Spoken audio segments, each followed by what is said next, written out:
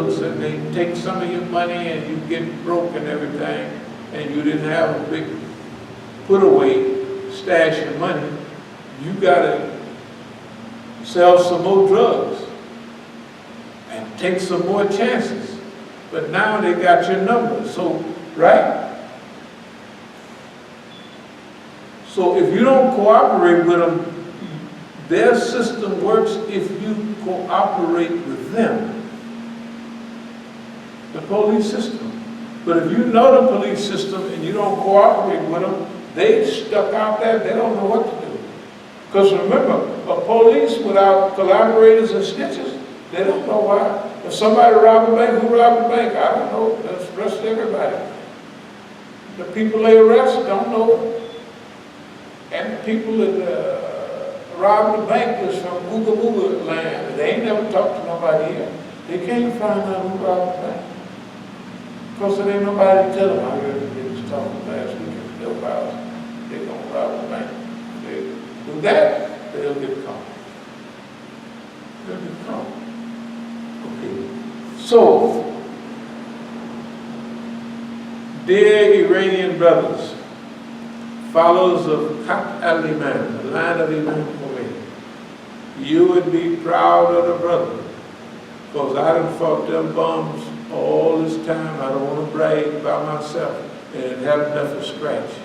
Ain't enough to scratch. I'm telling you, we're in the big time. We done bothered these crackers and the Muslims and everybody. They boxed in now, and now that's why we're coming out with who's the big problem, because the world is at a critical point. And we tried to ask everybody to straighten up and fly right, but they're not going to fly. We're not going to. This is Islamic move right now is bigger than these little old people that's trying to destroy it. So keep your eye on Dr. Karazi. He was a president, foreign minister, he was ambassador. Dr. Javad, Muhammad Javad, when he introduces me, he always, y'all remember the last meeting we had in Tehran with Muhammad al-Asli and me, and Javad was commenting.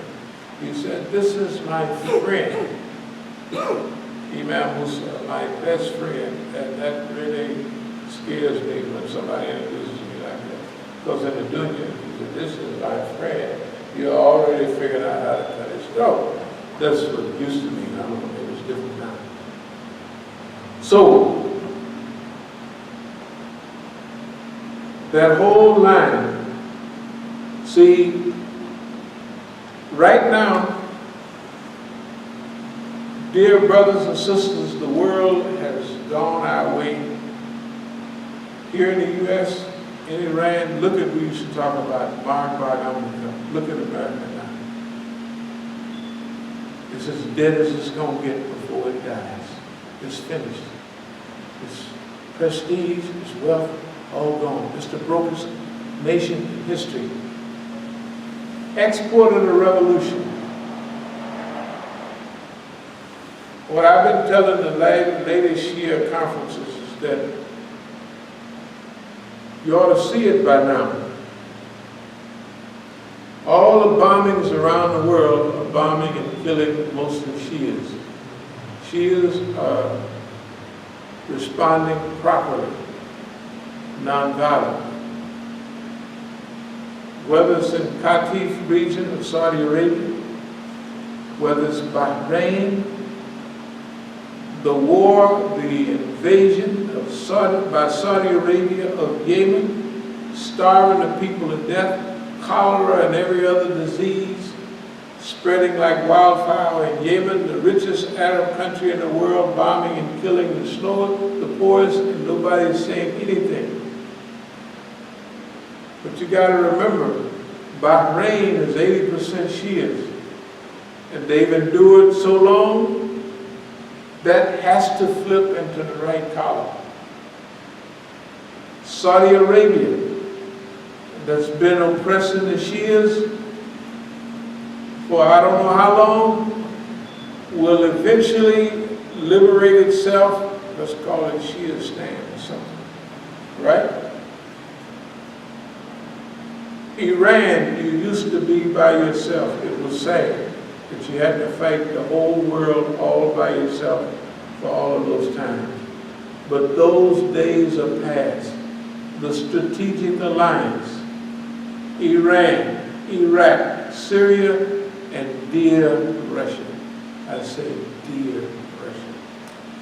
Because we have the numbers, we have the people, we have the ability to fight, and Iran is now able to produce independently its fourth generation weapons against America and Israel's fifth generation weapons. But in the meantime, the great effort, let's call it sincere effort, of dear Putin. You never thought you'd hear us say that, did you? Well, we're saying it now. That strategic alliance, you are not by yourself anymore. Your economy is better than anybody else's in the region. The white man said, Saudi Arabia is good about going around and breaking everything, and Iran comes by and pick up the pieces. That's exactly what's been going on. The last thing, I told y'all about sending all these talibs to Qom to become Shia ulama. The world have handed you Africa and you refuse to take it. Here's what happened. The great work of Allama Zakzaki in Nigeria is unparalleled on the African continent. But the bombings and killings and all of that of putting him in jail, putting out his eye. He had 7 sons, they killed 6 of them. The work that he did in Nigeria, working to harmonize Christians and Muslims together, is unparalleled. Now, out of all of that tragedy, if you want the whole African continent to become Shia, you got it in your hand and you're too, they lead you away from it. Here's all you do. Africa generally has some light suspicion, some envy, and some hatred of outsiders, especially Indians, lighter-skinned people, because all those people came to oppress the African. But now, Allama Zakzaki, under this pressure, all y'all got to do is spend maybe $10 million. You send me over there as a spokesman, and you send a few Jihad Sazandegi, and a few Indian ulama too. So Iranians and a few Indians, lighter-skinned people, and come and help rebuild all of the institutions and add a few. Let's say won't cost you no more than $10 million. And the African continent, Black Africa, will see outsiders of lighter skin coming to help their African brother and asking nothing for it. You don't have to say nothing. You let me do the talking. Well, who are those people?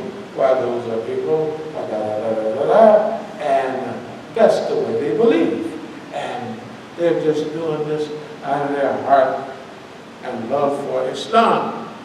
You got the whole Black African continent ready to go. Somebody over there is preventing you, because I done told you this 3 years in a row. It's time to do something about it. So, okay, now, that's one thing. The next thing is, when you see 20, 25, and 30 million people at Karbala doing Arbain, what does that mean? The Shias are ready. The world is ready. Just like Allah gave African Americans the role of leadership during the time of King and Malcolm's time, of the civil rights, civil liberties, human rights movement, because we were oppressed. The Shias, to my estimation, have already been given this. Shias are bombed and killed in Afghanistan, right? In Pakistan, in Iraq, all over the world. And they're responding non-violently. That's perfect. You have gained sympathy of the world's Muslims. Now you have to mobilize to use it. Are the Shia ready? 2 million people go to Hajj and they have stampedes and everybody going crazy. 30 million people going to Karbala at one time. Good God Almighty. And nobody even springs their finger or toe. Love, peace, and harmony, so the Shias are ready. Get busy. You're waiting for Imam Mahdi. Imam Mahdi has organized this for you, dummies. Just get busy. And if you don't want to do it, send the help I need over here. I'll knock off America, which we're going to do. Now, we're going to knock off America whether you help or not. Because we got the Americans, well, we are, you think I'm lying. We got them where we're going to sue them for about, let's say, 20, 25, maybe even 40 million. But if we don't get that, I think they did it on purpose to hand us their victory. But we refuse that. We started the war before we get to pay. Why? Because we want to live up to our aim. Go forth, whether equipped lightly or heavily, and struggle and strive in the way of Allah. We kicking off the battle and we are lightly armed. So it goes, go forth, whether equipped lightly or heavily. We are moneily, lightly equipped. Institution-wise, lightly equipped. But we started our struggle before you send us any money. Now, I know y'all going to send us a lot of y'all. Don't worry about it, how you do it. Send it through somebody and they come by and drop it off. But make sure, now look, this is not no weekend fundraiser. We have to have millions and millions of dollars because we have decided to knock the United States.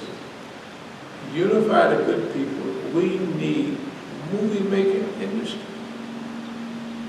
We need writers, transcribers, whole media apparatus. We going after America. Each American that has a special need. So our time in the Latin world has made us relate to them. Brothers have seen anybody come by here and speak Spanish. I start talking to them, they say, we like this guy, this is a nice guy. Everybody, oh. Why? Because if you know their language, you must have to use some energy, and they know it's not schoolbook Spanish, so they said, this guy got Spanish-speaking friends. And they like to talk to their land about better waiting for them. Oh man, that's 17 miles from census. All the time. They like it. Okay. In the Islamic world, we got friends all over the world. And now that we tell them who the kiss asses and bums are, hey, they can take it or leave it. Now, you all know that these boys ain't did nothing. Tell the truth. Now, there's a reparation I want to. Because 20 years ago, when y'all was still nice, you told this guy and you told me, well, what do you want? You've been working so hard for me. This guy You bought him a house right out there next door to Jews. Yes, you did. And it's a special house. And he told me that's what you did. Because I said, and he said, well, what do you want, Imam? I said, I don't want nothing. There's nothing. I said, now when I come by with my box, I'm going to stay independent. You ain't going to give me nothing that got the hooks. Because I'm going to tell you all about your business. When you're wrong, you're going to be wrong. So I say, when I come by with my famous box, you help me out in my projects. But I don't want nothing. I'm taking that back. I want $500,000 reparation. Yeah. Well, a good house in a Jewish neighborhood, about how much would it cost? It's a million. $1 million? I don't want no $200,000-300,000 now. I want a house, same as he had. I want to buy, I'll buy what I want. But I want reparations. You know what reparation means? To repair the damage. That's what it means. Reparations mean to repair. If the white man that did something to the Negro, you want to repair the damage, then give him reparations. That's what reparation means. So, you Iranians, I want y'all to repair damage, not the good brothers. I want to say something to interrupt this. I know you brothers went home and haven't been no big funny games. I know you've been working hard for a little bit of money. But look what you've done. Look at the level of education and institutions at the end of the war, and look what you have now. Look at the universities that are recognized worldwide. Take people that you have educated, and they can go to Hong Kong anywhere. That's what y'all have done. The same brothers that was here, the same brothers that went to London, the same brothers that went to Canada and all. Y'all have done a wonderful job. Look at University of Tehran, Sharif University and all that. Now I know the pay hasn't been that good. And then I know y'all were youthful students and idealistic, and you had certain expectations. And when you went home, you didn't get what you expected. Well, I could have told you that already, but because y'all had a few brothers who would go back home and they would come tell me, Musa, it's not like what you think. I said, I know what's going on. See, we've been through this stuff before. They hadn't been through it. So this was their first go-round. This is our third go-round. So we already knew the script. That's why there are no surprises in the script at all. We already had it figured out. I know I'm wearing y'all out, but I'm gonna skip how bad it was for all the brothers to stick together in the daftar, in the mission and all that. And not one of them said, we can't do that to Imam Musa. That's our brother, don't you remember? We ain't had nobody to step with us. Don't you remember? He pointed out all the snitches and collaborators that was talking all that gangster talk. Don't you remember the demonstrations in LA when the police was marching 8 deep on Wilshire Boulevard, another 4 deep on other street, and we in the middle. And the Negroes came from up in Oakland, the phony Shias, and then with the phony Negro Shias in LA, and they tried to start a fight with the police so they could beat the fat off of our heads, the LA police. And I told everybody to sit down. Remember that? That's in 84. That's right, 84. Yes, 84. Sure it was. Now, dear friends, and all other kind, now also, now this is our brother that went to school in New York, and San Francisco, a young brother that went to Utah, the film school. you to remind your brothers what I told you in 1986 about the situation in America and who's who. And you said, no, they're immature, they're this, that. I said, they ain't immature, they're police. Now, here it is, 31 years later, and everything is clear. So, I want you, since you were technically one of my best friends, still are, to get yourself and a couple of more of the good brothers that know that the brothers here that took a turn. Now, I'm assuming that y'all are still for the revolution. If there's only 2 or 3 left, that's fine. Still, your brother is here in America by himself. Yes, he is. Poor brother. It's not poor brother, actually. This is the best job in the world. You can see how I'm acting. I love it, every minute of it.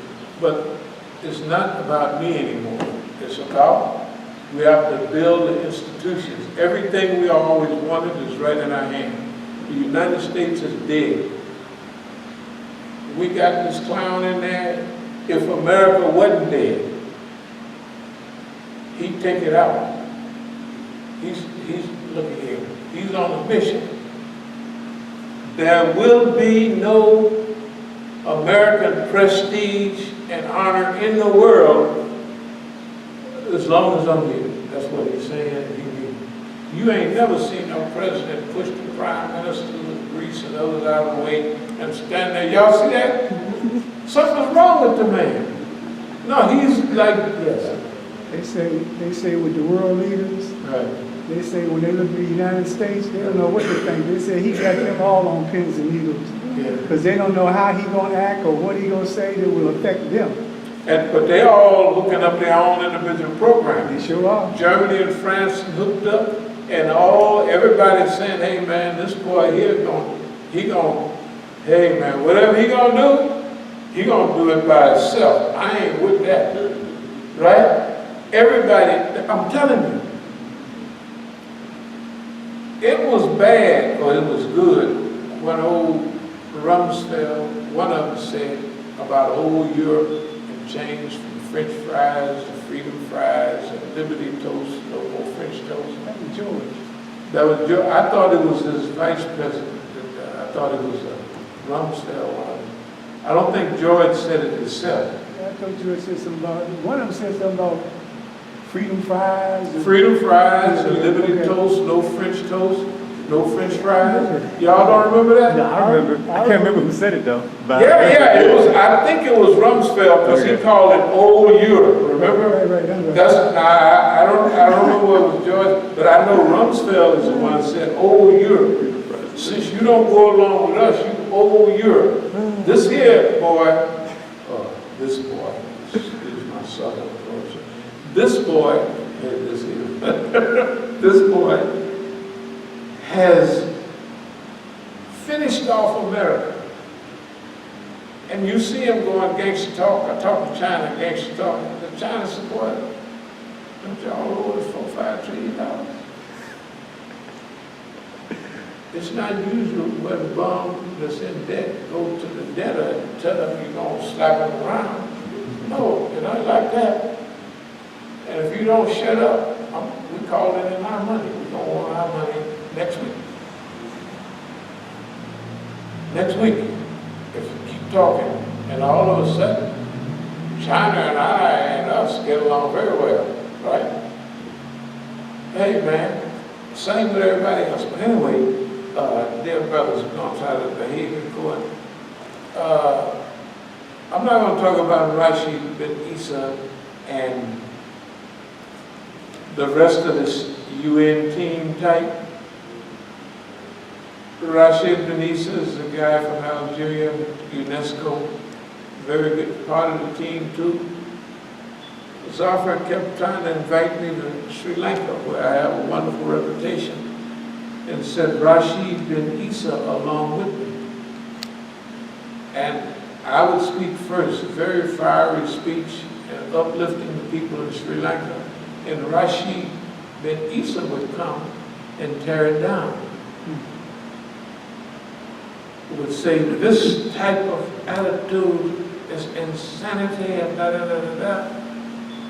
And so I said, just a minute after the speech, and when they questioned, I said, we're African Americans. If we're not optimistic, we won't do nothing. There's so many things stacked against us. And you, if you're not optimistic, you ain't gonna do nothing. You'll stay subservient. So this happened during 1 or 2 trips. So I told Muhammad I said, what's happening to Rashid? And he said, he's talking this way every time I get up.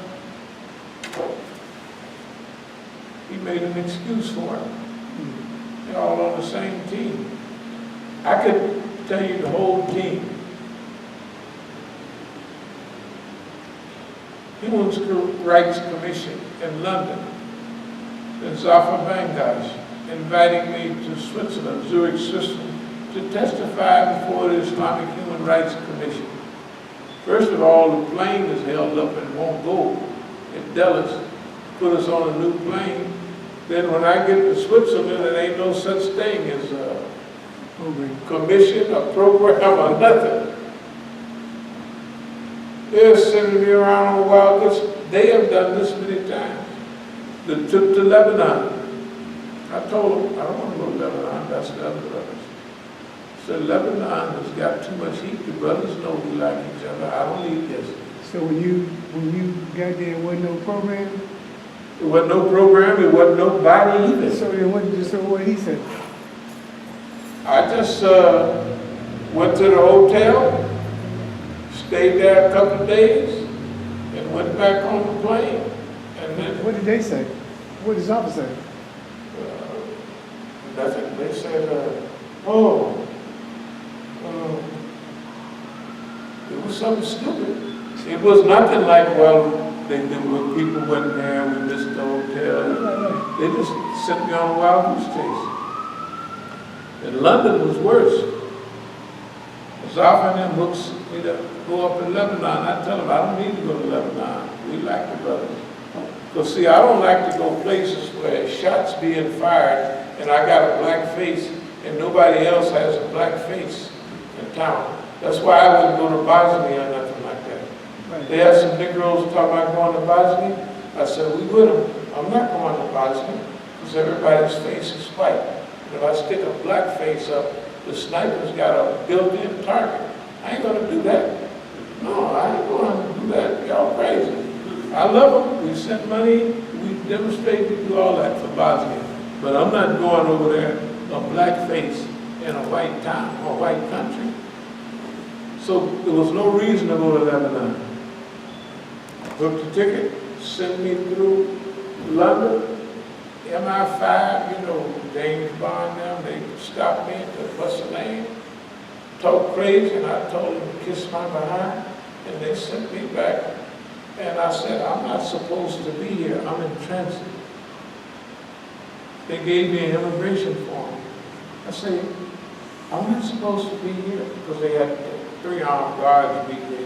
And people know he was guns and drinking. 3 armed guards meet me at the plane and say, come with us. And they take me to the immigration. I said, no, I'm in transit. I do this all the time. I go over there. I don't go through here. Well, we want you to fill out this. I said, it's an immigration script. Anyway, good God, I had to speed up. This is getting worse than last week. I thought the brother was going to jump me after that Juma had finished at 4 o'clock. Good God Almighty. Okay, we done whipped the system. We adopted a position of heroism and all that stuff. You know what? I'm not going to be over there. But again, for Iran, what we said before, you need a strategic, regional, comprehensive plan of action. We're going to call that SEAL or something. Yeah, not jail. Because you're in a position of the regional coordinator of activity especially of Islam. So we need you to accept that position.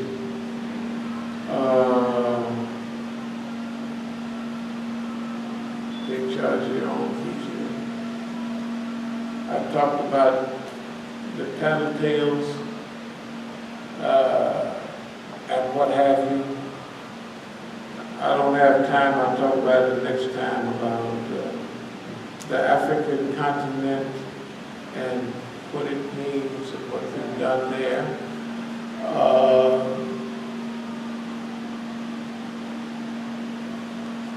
It's too early for us anyway. Yeah, this is 4:25. Yeah. That can come into about 5, at least 5. Yeah, okay. So anyway, I want to send one shout out.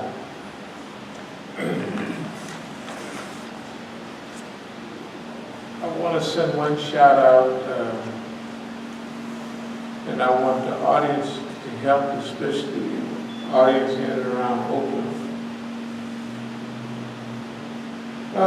This shout out is to a young sister. She's not young anymore. Y'all remember Linda that was with me down in South America? I would like to get in touch with her. I don't know. I've seen her, I talked to her, and